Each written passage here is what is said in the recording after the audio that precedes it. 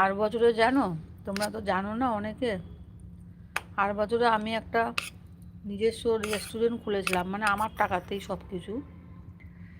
তো আর বছরে আমি শীতকালে এই সময় খুব বিজি ছিলাম, তখন কিন্তু তোমাদের দাদাভাই অত কাজ টাজ করতো না, আমারটাই চলতো, আমার পয়সায় ঘর ভাড়া, আমার পয়সায় খাওয়া দাওয়া, সব কিছু আমার পয়সায়। ওই দোকানটা আমি ইচ্ছাকৃতভাবে ছেড়ে দিলাম। দোকানটা আমার সত্যি খুব ভালো লাকি ছিল। তো লাকি ছিল, ওই দোকান থেকে আমি দোকানের ভাড়া দিতাম 7,500 টাকা, ঠিক আছে, প্লাস খাওয়া দাওয়া সব ওই দোকান থেকেই। কিন্তু দোকানটা ছাড়লাম কারণ আছে, যে আমি সকাল থেকে রাত অবধি থাকতাম, ঠিক আছে, এরম সময়ও আমি দোকানে আছি, খাওয়ার সময় পেতাম না, মানে সময় পেতাম দোকানেই খেয়ে নিতাম। কখনো কখনো রাত হয়ে যেত বলে আমি দোকান থেকে খাবার টাবার গরম করে ঘরে নিয়ে যেয়ে খেতাম।